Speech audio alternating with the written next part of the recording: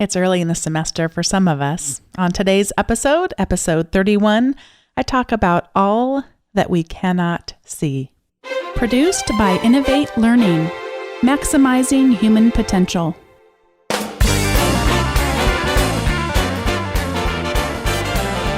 Welcome to this episode of Teaching in Higher Ed. This is the space where we explore the art and science of being more effective at facilitating learning. We also share ways to increase our personal productivity approaches so we can have more peace in our lives and be even more present for our students.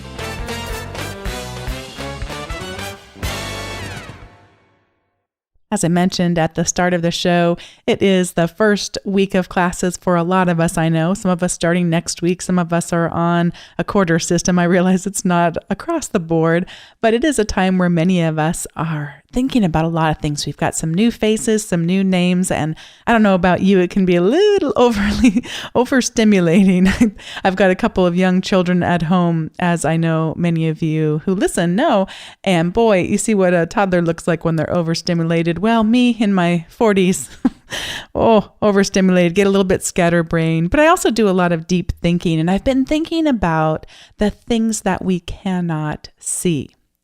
And it's kind of funny how sometimes when we start to think about things, they show up in all sorts of ways in our life. I tried really hard to find the commercial that I'm talking about so that I could link to it in the show notes, which, by the way, will be at teachinginhighered.com/31, as this is the 31st episode. But I was unable to find it. So if anyone listening knows the commercial I'm about to describe, I would love it if you would send it to me. Essentially, it would go through a whole montage of people in a busy area, maybe like a train station, if I recall correctly. And it would have first just the picture or the video of the person, and then it would go to a still frame, and it would have something that expressed, words would show up on the screen of what's really going on in their lives. Such as, I'm in the middle of a divorce. I just lost my child. I'm grieving the loss of a friend. Whatever the case may be, it started to have us as viewers feel a little bit more empathy toward the people who we saw. And also just to recognize, gosh, we never know what goes on when we're seeing other people. I did the best I could with the Google, but I was unable to locate it. Everything else that I mentioned in the show, by the way, will be at teachinginhighered.com/31, except for that one. But if someone sends it to me, I will edit the notes and add it back in. So those of us that are in the field of technology know that when we go around in our lives and we see things, there's also a lot there that we can't see that involves digital data. This is often referred to as augmented reality. And one of the most often used examples of augmented reality is Google Glass. And if we were to wear Google Glass, we can see reality, but we also have it augmented in some way by the technology. But we don't have to have Google Glass in order to have technology augmenting things for us. It shows up on our phone. We could have a location-based service. A lot of universities might have a tour of their university where you're carrying around your phone and you point it at a building on the campus, and up comes up on your phone information about the history of the building or some of the projects and innovations that go on in that particular space. And so I see in front of me a building, but my technology device allows me to see more that's there. There are tours like this in museums. There are tours like this on college campuses.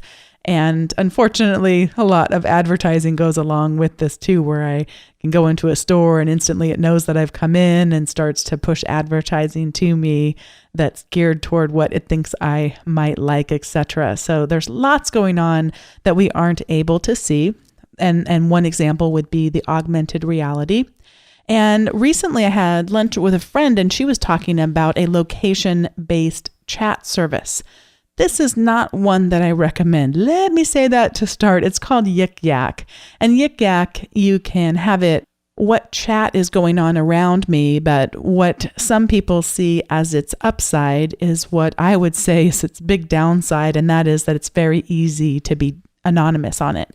You can also go and peek at other locations. So I don't physically have to be in a location to see what chat is going on around me, but I can go peek. So I went today to peek at Harvard's campus, and I hope I'm going to be able to get the joke that someone made on it. It was the only place I know of where you can be openly gay but have to be a closeted Republican or something like that. And so that may be offensive to you listening, by the way. I'm not saying it was great humor. I am simply stating that that's the kind of flavor. The person's name is not associated with it, but that's one of the tamest things I have ever read. So if that offended you, we're in big trouble, because there's curse words, there's a lot of sexually graphic content, a lot of unpleasant things to read.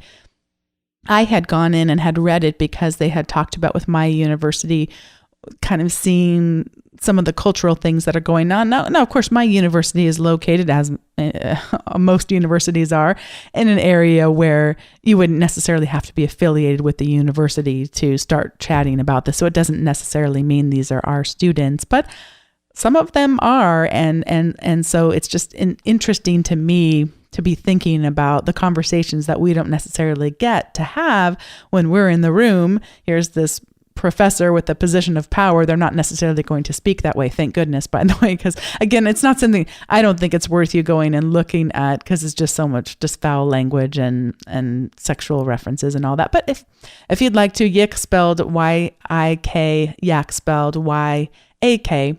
And that's a location-based chat service. And the final one I wanted to share about is that my parents have a nonprofit, and they train search and rescue dogs. And so this is a whole process they've been going through for a long time. But I've learned a decent amount about scent and a lot of surprising things about it. For example, that if we were to be in a location and then leave that location, that our scent stays behind us. And actually, it'll stay behind us sometimes for weeks at a time, just depending on the conditions. To me, that's just kind of a fascinating thing. There was this movie way back when called Backdraft. Some of you might have seen it. That was about the science of fires. And it cracks me up because I think about no one's probably ever going to make a movie about the science of scent, a thriller like that, a drama, but it sure would be fun. So if anyone wants to, I'll be a viewer for you. So another example of how there are things happening that we are unable to see. Well, as educators, there is so much happening in the classroom that we are unable to see. Outside the classroom, we are unable to see. If we try feebly to look at something like Yik Yak, we're not really seeing either, because we're depending on the types of people who want to use that surface and what it attracts because of what's already there. I just found out today that I have an Olympic gold medalist in one of my cohorts. And I say this on this podcast because he's just made it public on Twitter. So I'm not sharing anything he wouldn't want people to know. But I thought it was funny because I taught with these doctoral students. I taught a half-day workshop with them, and I like to have, when we're doing longer stretches like that, 4-hour stretch, I try to have people stand up throughout the class and stretch and just be conscious of not sitting there the whole entire time. And so I had mentioned about who's going to be good at leading us through a stretch break real quick so we can shift over to the next thing. And they jokingly looked at him. He's a physically fit man. So I thought that was the joke, was he's physically fit, but I mean, he is physically fit. And so it was just kind of fun to know that about him and his history and have some way of connecting with him and finding out more. I mean, you can only imagine how much that might have shaped his life. I shouldn't say might, did shape his life. I have had students who have lost a parent. I have many students who are terrified of failure and it's debilitating to them. I've had many students whose parents are going through a divorce. The list goes on. And these are all good things for us to know, because then we have a context for why things happen. Back to that commercial that I talked about in the beginning, instead of just seeing the face that I might presume is just angry, an angry face, a bitter face, a bored face, it might really be a face that is struggling with something that I can't really imagine, I'm unable to perceive. So one of the ways that I try to combat that in my teaching is to have some kind of an online forum where students introduce themselves. Yes, I will have some form of introduction where we start to get to know each other at the start of a semester. But for me, wanting to know things where I ask a question that might go a little bit deeper early in a semester, I found that these students who have really exposed a lot on social media are sometimes more comfortable sharing in an online forum than they are in the classroom with us those first couple of weeks. So I have a forum that I will have students do. It has questions on there like, tell me about your family, tell me about how you came to our university, what's something you're looking forward to this semester, what's something you're fearful of this semester, what's something you're proud of. And it just helps me get to know a little bit more about things that are going on in their lives, ways that I can connect with them early in the semester. And that's just a technique that I use that's been really helpful for me. I have a couple of things to say about this idea of all the things that we cannot see. And the first one is that our perceptions really do matter. And there was a really, really powerful podcast that just got released I will link to in the show notes. And as many wonderful podcasts that are getting released today, it was rolled out by This American Life. And it's called Invisibilia. And so there was a This American Life episode where they talk about the new podcast Invisibilia, they're promoting it, and then they have a segment with the producer and the two co-hosts. And it's really, really quite good. The very beginning of it, and again, I'll link to this in the show notes, is only a 6-minute segment. And you know how they'll do that on This American Life? They'll have that 6 minutes before they get into maybe their 3 main topics like they typically do. And in this 6 minutes, they describe some research that was conducted involving rats. And then the reporters who try to replicate the research in a very unsophisticated way, but with some of their colleagues, by smuggling the rats into the NPR headquarters in Washington. And so admittedly, they say it's an unscientific experiment, but it's based on a famous experiment done by Robert Rosenthal, a psychology professor. The original research by Robert Rosenthal was that he would have people that would be told that the rats that they were about to work with, you're about to work with a really, really smart rat. Your rat's really dumb. And as we can probably predict as educators, you've heard stories like this before. Many of us have heard about the brown-eyed, blue-eyed experiments from the sociologist back a number of decades ago, where we told the brown-eyed kids that they were the smart ones and the blue-eyed kids, they were the dumb ones, etc. Just how powerful what we tell ourselves, what we tell each other can be in affecting outcomes. And I would really encourage you to listen to the podcast. By no means can I even do it justice, other than to say I was once again just struck this week about the power of those things we cannot see. And then if we inadvertently start to speak into what we think we see when we're wrong, just how detrimental that can be to our students' education.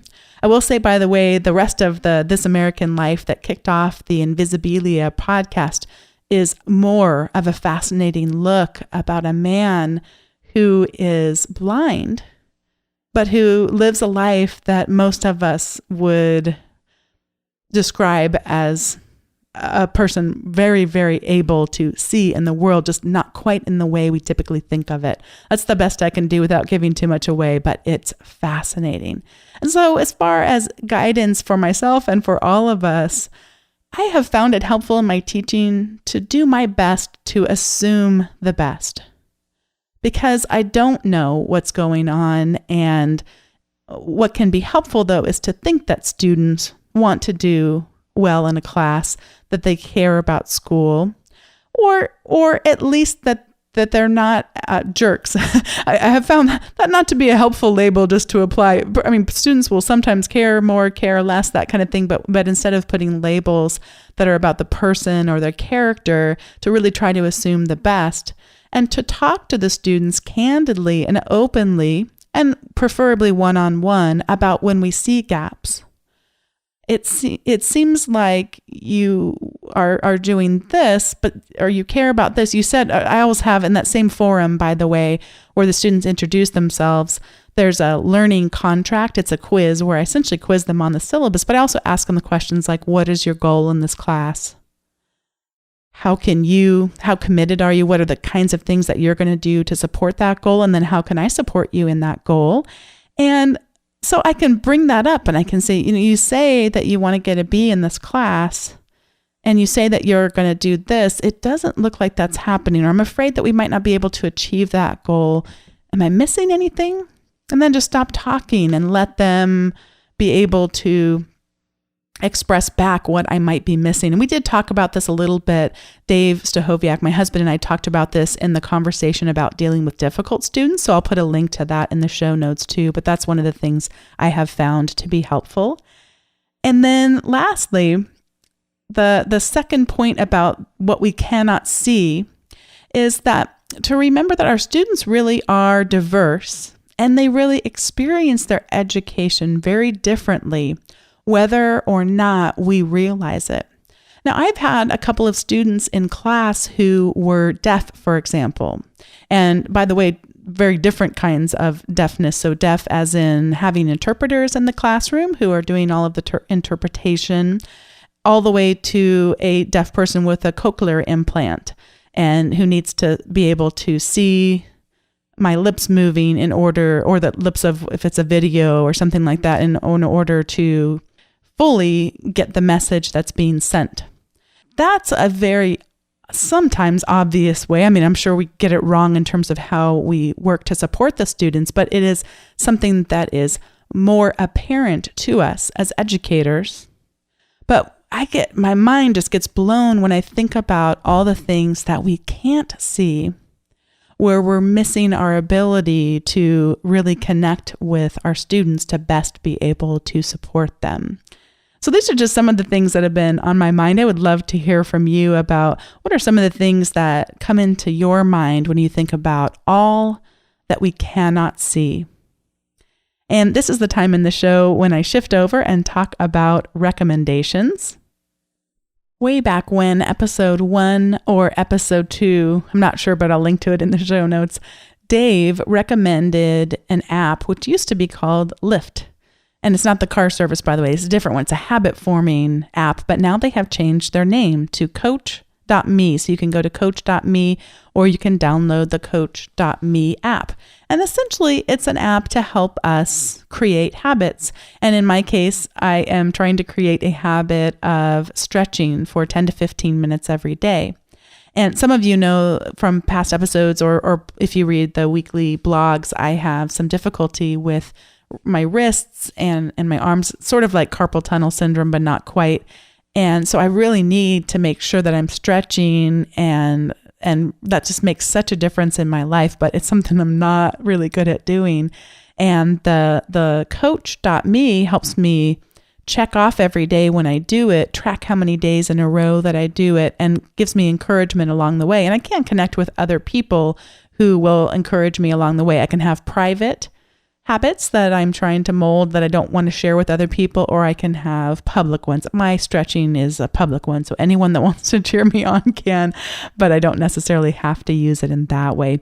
They've sort of shifted their business model since Dave talked about it, and they have coaches on there that you could pay to coach you on something a little bit more difficult than stretching, although who knows, there probably is a stretching coach out there that would coach me, but that's how they've monetized their business, and it isn't something you have to use. I do not plan on using their coaches, but that's something that's offered from everything you could imagine, from fitness related things to people that help on productivity and everything in between. So lots of options for people to find additional help on forming habits if they have found an area that they're struggling with that just checking the box isn't going to work for. So that would be my recommendation for this week. I do want to let you know we have lots of fabulous guests on the docket. We are early in January, and I hesitate to say the names only because I didn't necessarily ask them for permission, but you need to trust me. Some great people have already said yes, and we've started to book things, and it's going to be an exciting 2015. As always, if you have any suggestions for guests, the place to go for that is to go to teachinginhighered.com/feedback. Would love to know about guests that you might recommend or topics that you'd like to hear talked about in future shows. And there also is an opportunity for you, if you haven't already, to subscribe to that weekly update, and that's at teachinginhighered.com/subscribe. That'll get you the show notes every week, in addition to a teaching article or a productivity article, just one email a week. And it saves you from having to go up to the website to download the links and things like that. It'll help you remember it. And just thanks so much for listening. I'm looking forward to us growing as a community, having lots of great guests and sharing our ideas together and becoming more effective at facilitating learning. Thanks for listening.